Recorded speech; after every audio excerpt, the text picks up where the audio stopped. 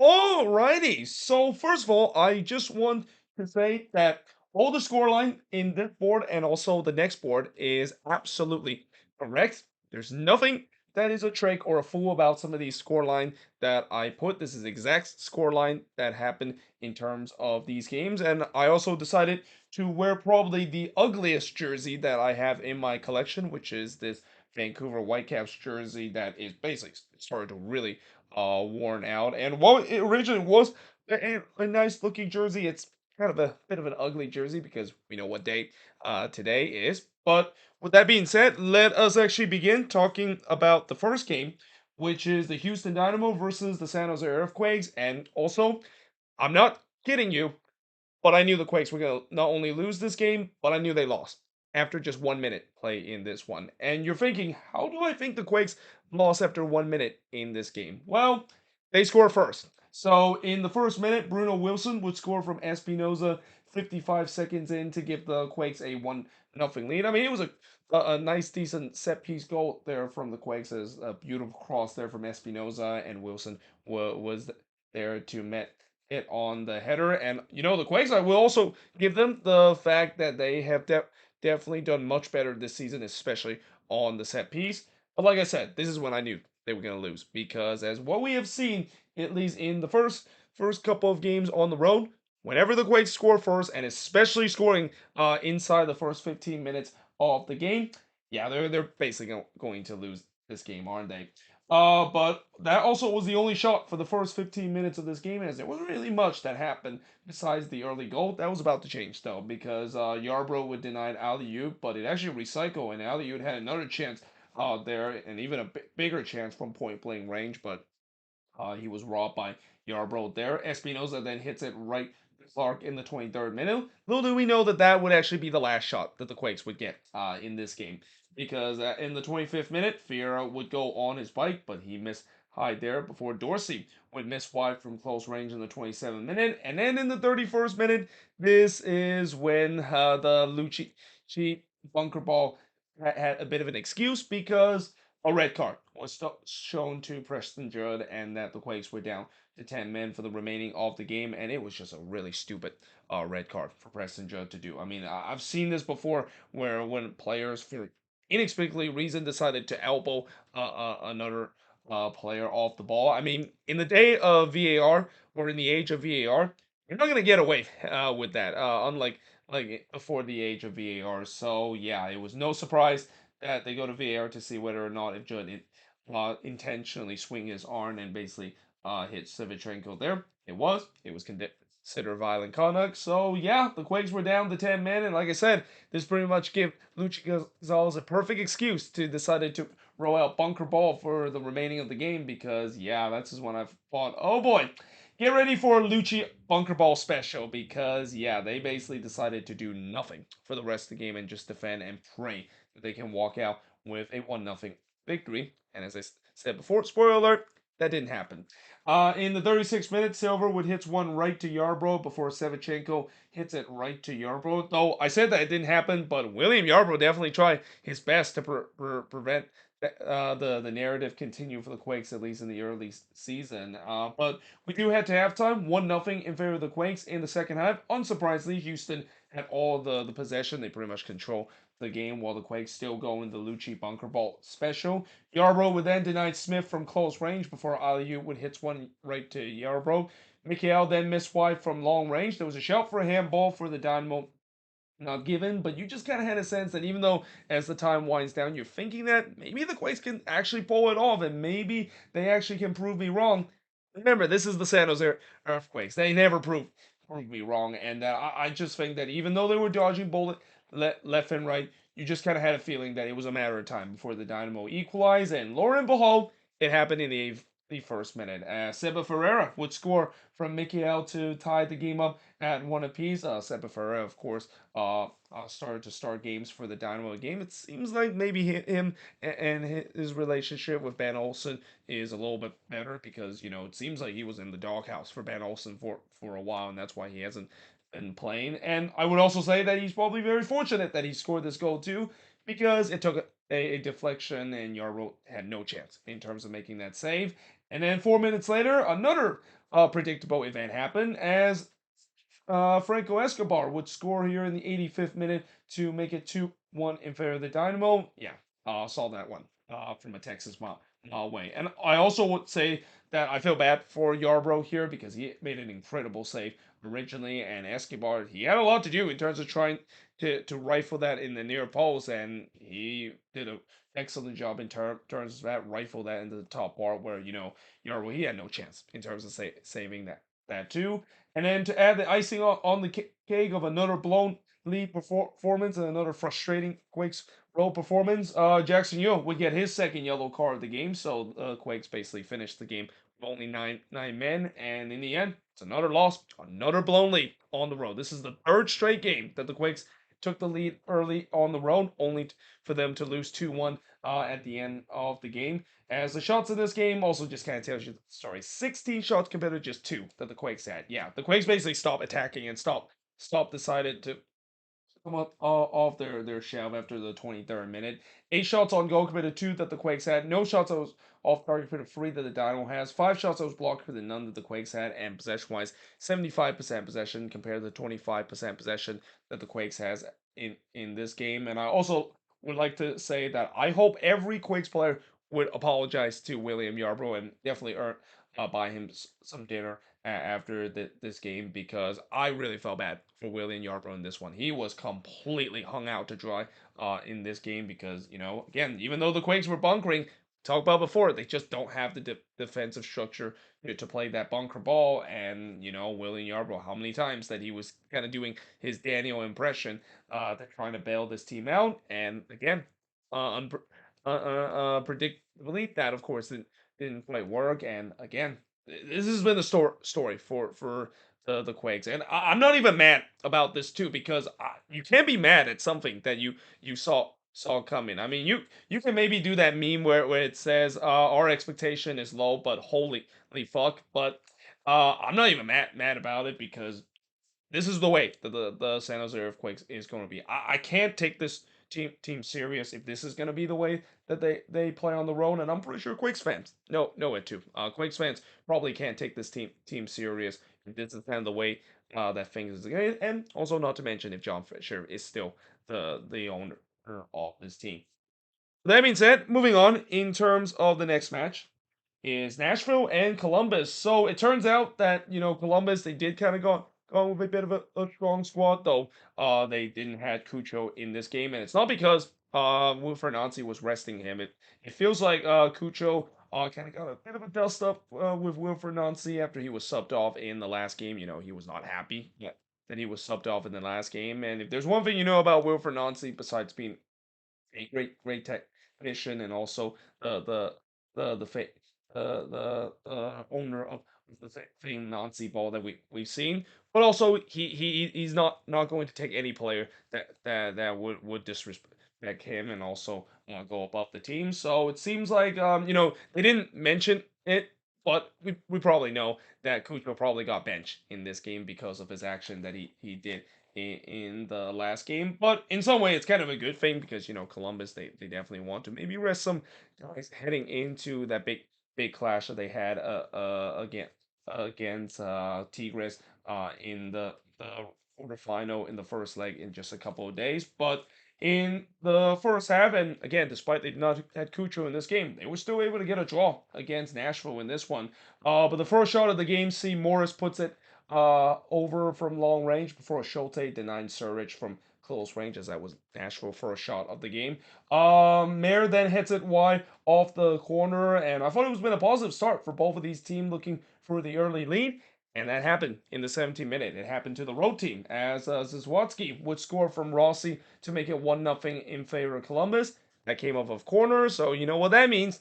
Yeah, the Achilles heel of Nashville SC have strike a game. And I will say that last year, Nashville was definitely doing much better in terms of defending set pieces as we've seen before. But man, it's hard to kind of not bring back this storyline back because that's been kind of the problem for Nashville ever since they came to the league. They have not done well in terms of defending set pieces, which is kind of weird because on the other end, they've done well in terms of scoring set pieces. And I mean, I know scoring set pieces is different from defending set pieces, but man, it just feels kind of day and night in terms of being a threat on the set pieces and also just defending the set pieces on the other end. But in the 27th minute, Rossi would look for another, but he puts it high before Russell Rowe hits it right to Panko as Columbus was pressing for another. Mukhtar would then puts it high on the free kick, but then in the second minute of stoppage time, Mukhtar would score. In fact, actually, it's the third minute of stoppage time where he scored here to make it 1-1 in this game, and he would love to thank Patrick Schulte for this one because this was a rare mistake, a rare howler there from Schulte, just completely misjudged the flight of the ball. He was trying to punch this one away, but instead he punched it straight to Mukhtar, and Mukhtar says thank you very much. He buries that one in the empty net, and yeah, just like that, it ties the game up at one apiece. And just as you thought that we were going to head to halftime tied at one apiece, Nashville would take the lead, and it's Anibal Godoy. He scored from Schaffelberg to make it 2-1 in this one. And when Anibal Godoy gets on the score sheet, you know he did something special because whenever he scored, you know he did always do something very, very special, even going back to his day with the San Jose Earthquakes, and he did something so special in this one. I mean, just going on his bike, doing his best Diego Chara impression, and well, actually not Diego Chara, but Jimmy Chara. That is the player that used to score bicycle kick a couple of times a couple of years with the Portland Timbers, and he not only connected well, but buries it. Yeah. So forget about goal of the week, but I think you can maybe in contention for goal of the year, and that is probably going to be locked down in terms of goal of the week. I mean, anytime when a bicycle kick is score, unless if there's another bicycle kick that is score or long range overhead goal that it scored. Yeah, you're not gonna beat that in terms of being the goal of the week. So yeah, that gave Nashville a 2-1 lead and completely turned this game on its heads. And that yeah, again, Columbus heading into stoppage time, they were thinking they would have the lead. Now they found themselves 2-1 down heading into the second half. Now in the second half, it looked like they were going to get the equalizer straight away as a penalty was given to Columbus after VAR deemed that Mayer brought down Rossi in the box. I mean, it was pretty obvious that Mir made a bad challenge there on Rossi. So yeah, the penalty was give there. Rossi, of course, won the penalty. He takes the penalty because Cucho not in this game. But Elliot Panico says no because we know Elliot Panico is a penalty kick specialist, and he showed it here. I mean, it wasn't even a bad penalty from Rossi, but Panico just went the right way and basically denied Rossi from the spot. Nagby then curls one right to Panico in the 62nd minute as Columbus started to dominate possession and started to push to get the equalizer. But the problem is, can they break this Nashville low block, which is something that, yeah, it's not very easy to do when Nashville is one of the best team in terms of defending. And especially, I mentioned many times, whenever Nashville goes in the low block, good luck in terms of trying to breaking it down. Schulte then denied Mukhtar in the near post before Godoy missed an absolute sitter from point blank range, and that would come back not only haunt Honorable Godoy, but also haunt Nashville SC. And it's also kind of ironic the fact that Godoy would score one of the craziest goal we have seen in this league, but also miss probably one of the easiest chance that he would score. But yeah, it would come back to haunt Nashville in a big way because Columbus would equalize. It's Hannes Joseph. He scored his first career MLS goal from Yoboa to tie the game up at two apiece. Mukhtar did try to win it late for Nashville, but he hits it right to Schulte in the 5th minute of stoppage time. And yeah, in the end, it ends in a 2-2 draw in this one. Shots in this one, 12 shots compared to 10 that Nashville has. 5 shots on goal for the 4 that Columbus had. 2 shots off target for the 4 that Nashville has. 1 shot was blocked for the 4 that Columbus had. And possession-wise, 65% possession compared to 35% possession that Nashville has in this game. I mean, possession-wise, this shouldn't be a big surprise because Columbus is known for a team, and especially Nazi ball is known and pride itself in terms of possession. And Nashville is a team that pride itself in terms of not having possession and trying to counter on the other end, as that's kind of how Gary Smith likes to play. But yeah, in the end, I think Columbus will be definitely the more happier side. Consider missing their best players, still able to get a resort in a tough place for plays like Geodes Park. They'll definitely be happy about this resort. I wouldn't say the same thing about Nashville though. Some draw points in this one. They've drawn a lot this season, and this is another list of draws that they've got this year. Now, moving on in terms of the next match is RSL in St. Louis. So, for a long time, it looked like St. Louis got this. They led for most of the way, and then the Chicho Arango show happened. In the third minute, St. Louis would take the lead early as Indy Vasilev would score from Mechanic to make it 1-0 in favor of St. Louis. Julio did look to try to answer, but he puts it way wide from long range. And then Julio looked like he puts the ball into the back of net. Unfortunately, the flag did not agree with him as the goal was disallowed for offside in the 11th minute, and I thought it was a good response for RSL. Again, it's definitely tough when you, of course, gave them an early goal, especially when you're the home team. But credit to RSL, they responded well. They were in control, looking to try to get the equalizer. Though Yarrow on the other end hits one right to McMath in the 25th minute before Berkey denied Crooks in the front post in the 44th.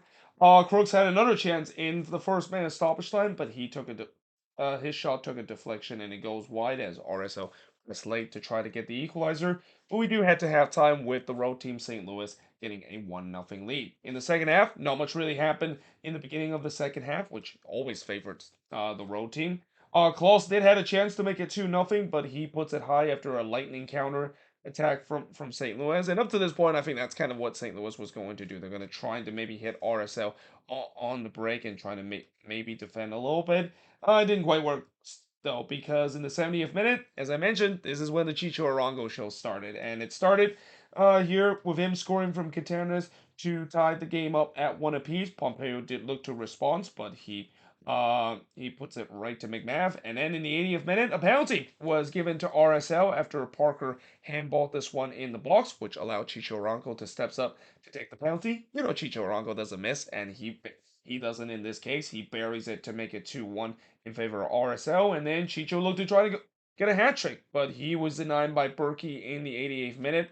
No doubt momentum was all with RSL. They were pressing to trying to kill this game off. And in the first minute of stoppage time, they did exactly that as Chicho Arango would wrapped up his hat trick from Luna to make it 3-1 in this one. And that would be the final score of this game. As the shots in this one, 11 shots apiece for both of these teams, 4 shots on goal compared to the 2 that St. Louis had, 5 shots off target compared to 4 that St. Louis had, 1 shot that was blocked compared to 2 that RSL had, and possession-wise, 57% possession compared to 43% possession that St. Louis has in this game. So yeah, again, for RSL, I got to give a lot of credit to them because, a couple of weeks ago, it looked like it was doom and gloom when Pablo Ruiz was announced that he was done for the season, and with the way that they were heading toward a downward trend, it looked like we were going to have a repeat what we saw last year in the second half of the season. But give credit to them; they're definitely playing well, and not to mention Chicharango definitely finding his foot. Though I will say that he might have got away with a controversial moment that we had at some point of this game where it looks like he trying to punch one of the St. Louis player, and he got away with that one. And this, of course, is where St. Louis fans is going to be very fuming about this because the guy that scored the hat trick against you probably shouldn't be on the pitch because of it. And this is also where I basically will say that just because Pro basically return and we don't see replacement referee anymore doesn't mean the controversial call in MLS is going to go away. Like I said, when Pro does arrive, we've basically gone from just some terrible call game after game and just some game that turned into fail Mary to games that will have less terrible call, but still will have terrible call that maybe could still uh change the outcome of the game itself. But that being said, moving on into the last game on this board is the Galaxy and Seattle. So yeah, I would say that this was probably the one of the worst performance that the Galaxy has had in terms of their attacking play. But I think it's not a big surprise considering that this was a game where it was play in well, I wouldn't say drenching rain, but the pitch definitely took a lot of water. I mean, you can see it throughout the game where when the balls were around, when players were running, the water was definitely on was coming onto the pitch. And I'm also not surprised that maybe the pitch was kind of a little bit waterlogged because there was a big storm before this game, of course, happened in Southern California. And Dandy Hale Sports Park doesn't really have the best drainage system because why need the best drainage system when you're basically playing in Southern California, where there's always that myth that Southern California never rains in in the spring and even in the summer. I mean, in the summer, it's kind of true though. I did went one time to Anaheim and it actually rained in the middle of August. But yeah, there was no doubt the pitch was definitely taking a lot of water and the ball was definitely moving a little slower because of it. But I will say it was nowhere near. That's what we saw in the game against the Union in Seattle. I mean, that was a game that was rightfully postponed it because you can clearly see how bad the turf pitch was and how waterlogged it was in that one. So that being said, in the second minute, the post denied Pinso from long range. And actually, I take back of saying that this was probably the worst performance the Galaxy has on the attack. I mean, it was still pretty good throughout this game, but it was definitely not as lethal as what we've seen in the past couple of games. I think I might have just disrespected and insult a lot of Galaxy fans after seeing this game, then call that this was the most woeful attacking performance, when in reality it wasn't too bad, because in the fourth minute they would score as Gabriel Peck, I believe this is the first career MLS goal from Pinso to make it 1-0 in favor of the Galaxy, and he can also thank Stephen Fry for this, because every single year we know that Stephen Fry is going to make one bad mistake, and here it is. This is the Stephen Fry howler that we've seen, a ball that he clearly should have saved that. I mean, it definitely had a bit of English there, but yeah, that's one that Stephen Fry absolutely would save 99 out of 100 time, and that's just kind of that one time, and your annual kind of Stephen Fry howler happened in that moment, and unfortunately for Seattle, it would basically come back to haunt them too, because little do we know that actually would be the winning goal of this game, as spoiler alert. But Ruidiaz did try to respond, but he missed wide from close range. And despite the condition, it's been an all right game. I mean, it's been a lively game for both of these teams. Ruidiaz with another chance, but he missed wide there as Seattle was starting to get chances. But again, the story of the season just couldn't finish. Peck would then flash it wide from close before McCarthy denied Rodon in close range. Paintsel then puts one right to McCarthy in the fourth minute stoppage time. It was another great game there from Joseph Paintsel that maybe is in early contention, potentially winning newcomer of the year. I mean, he's been an instant impact for this Galaxy team from the minute go. But we do head to halftime with the Galaxy leading 1-0 in the second half. There was a couple of half chances early for both of these teams, but not really much that troubled the keeper. Rusnak would then hits one right to McCarthy in the 57th minute before Diaz puts it over from long range. McCarthy then tipped Muswaski header over, and again, the Sounders are creating chances. They just not putting those clinical finishing that they had. And also, I would like to say that they got to watch out for the Galaxy transition. And I think maybe this is kind of the reason why the Galaxy didn't really have as strong of an attacking performance as we've seen in previous game, because with the way that the pitch was a little bit slower, they weren't really able to launch those transition that they were just so dangerous throughout the first couple of games this season. In the 70th minute, Rusnak would then fires it sit wide from long range before Leva would puts it sit way wide from long range. Morris then misses a sitter from close range, and I mean, bro, that shot basically sums up his season and also the Sounder season. It has been a rough season for Jordan Morris, a season that yeah, he's got to figure this out, because this in a season where the Sounders really need to have a goal scored, and Jordan Morris, at least for part of last season, shown that he needs to get going, because this is kind of one of the reasons why the Sounders have only had one open play goal scored so far this season and has been shut out for most of this game.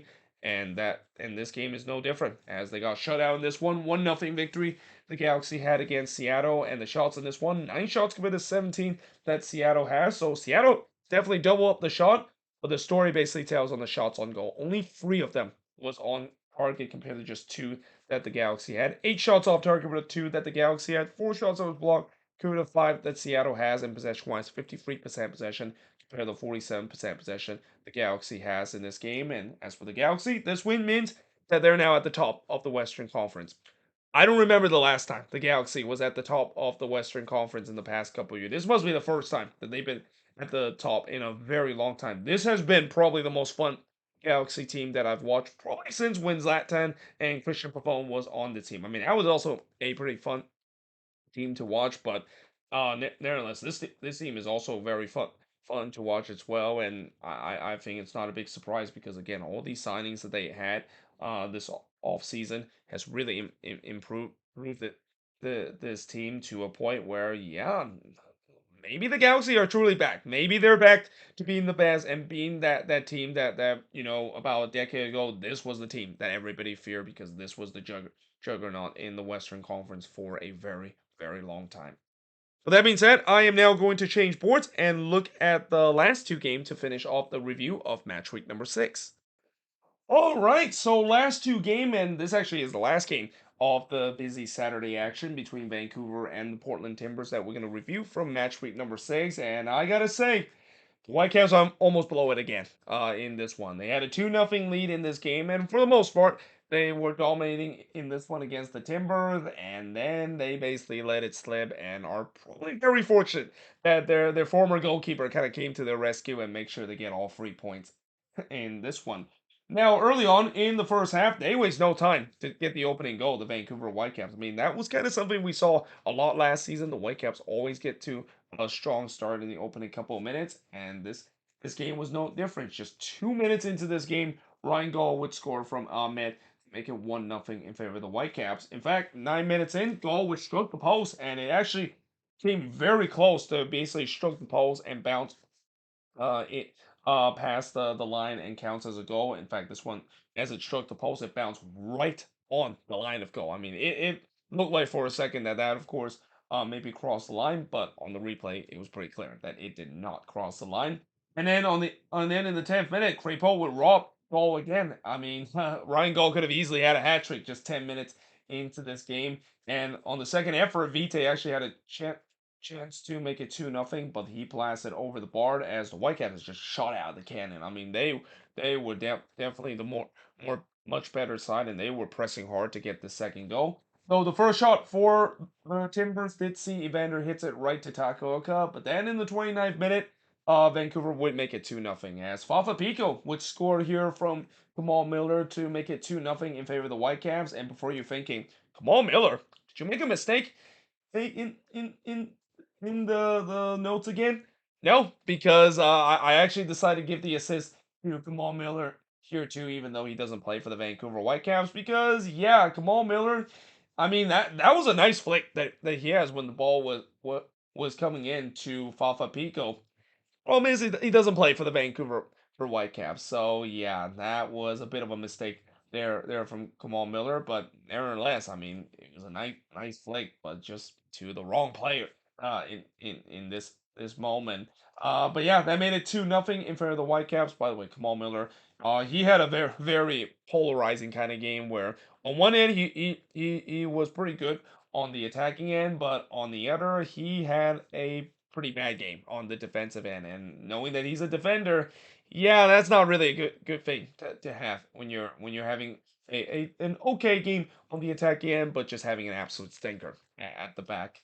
But in the 40th minute or in the 44th minute, Moreno did try to respond, but he missed wide there after just a bad turnover from the Whitecaps here. Yeah, that's definitely not what the Whitecaps want to do after just a dominant first half. But we do head to halftime with the Whitecaps leading 2-0. In the second half, Pico would drive one way high from long range, as it's pretty much been the same. The Whitecaps had dominate the game coming out of the gate as well. But in the 52nd minute, Evander would score from Paredes to make it 2-1 in favor of the Whitecaps, and this is why the Timbers paid $10 million for Evander. And again, I said this before. This when Evander feels that he's gonna have these moments where he can definitely hits it well from long range, and this is exactly that kind of moment.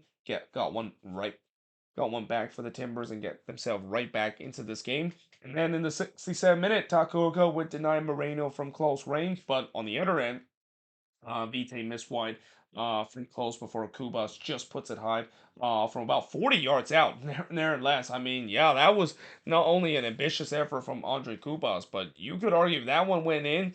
I mean, I think the Godoy bicycle kick goal is still probably stand as the goal of the week, but that would be definitely a contention for it if that one went in, because it's one thing to score from 40 yards out, but to blast it from 40 yards out, I have not seen a player that's been able to blast it that well and score from that longer range. Probably ever since Latam basically introduced himself in that El Trafford game against LAFC and introduced himself to MLS back in 2018. But Vancouver was definitely pressing back to try to kill this game off. In the 75th minute, Pico puts it wide from long range. And also, did I say 2018? I meant 2019 is when Zlatan, of course, welcomed himself to the league when he make that incredible long, or was it 2018? I actually not quite remember. It was one of those El Trafford game that I remember a couple of years ago. But anyway, back to this game. In the 77th minute, the Timbers would equalize as Felipe Mora would score from Evander to tie the game up at two apiece. So a good game here for Evander, a goal and a helper in this one, and really kind of against the run of play a little bit, because it looked like for a while the Whitecaps took the control back into this game. They were pressing to trying to restore that two-goal lead, and again, just not great defending there from the Whitecaps. As this ball coming into the box, Mora was basically completely unmarked. Yeah, that's not great defending whatsoever.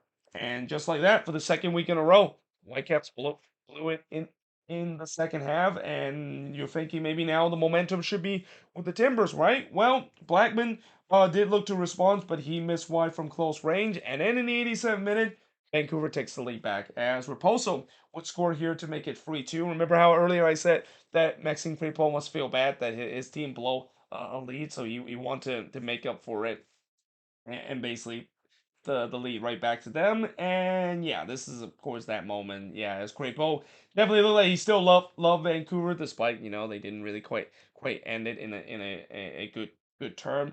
Because when this ball was drive into the box, he palms this one right into the path of Repulso. He couldn't smother it as what you're taught to do when you're trying to dive into from a dangerous cross, and he basically puts this one right or he didn't sputter well. It goes to Repulso. He buries this one in, and just like that, Vancouver retakes the lead to make it 3-2 in this game.